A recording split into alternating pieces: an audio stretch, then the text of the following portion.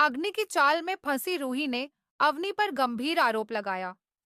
दादी ने रूही की बातों पर विश्वास नहीं किया और उसने अवनी को निर्दोष मान लिया। लेकिन नाहर ने दादी को रोकते हुए सब कुछ याद दिलाया, जिससे अग्नि की सच्चाई उजागर हो गई।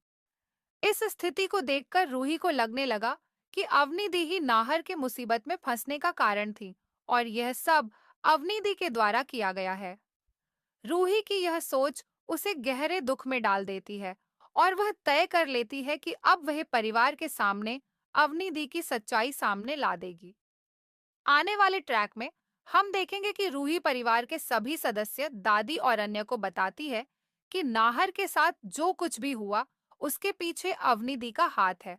इसके अलावा रूही यह भी कहती है कि उसे सिक्योरिटी गार्ड ने यह सब जानकारी दी है और अवनीदी के खिलाफ उसके पास ठोस सबूत भी हैं। यह सुनते ही परिवार के सभी सदस्य हक्के बक्के रह जाते हैं और अवनीदी को लेकर उनके मन में संदेह गहरा जाता है। अवनीदी इस सब को लेकर बहुत दुखी हो जाती है। दादी, जो पहले अवनी पर पूरा भरोसा करती थी, अब रूही के आरोपों को सुनकर गुस्से में आ जाती है।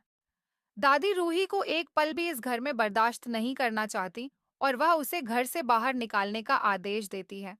इसी बीच नाहर वहां पहुंच जाता है और पूरे घटनाक्रम को सुन लेता है। नाहर को सब कुछ याद आ जाता है और वह दादी को रोकते हुए पूरे परिवार को बताता है कि वह सब कुछ समझ चुका है। वह खुलासा करता है कि अग्नि ने जो कुछ भी किया, उसका मकसद अवनी को फंसाना था और नाहर को मुसीबत में डालना था। आने वाले ट्रैक में नाहर परिवार के सामने अग्नि की पोल खोलता हुआ नजर आएगा। इस खुलासे से पूरा परिवार स्तब्ध रह जाएगा और अग्नि की मुश्किलें बढ़ जाएंगी। अब देखने वाली बात यह होगी कि अग्नि इन परिस्थितियों से कैसे निकलती है और क्या वह खुद को साबित कर पाती है।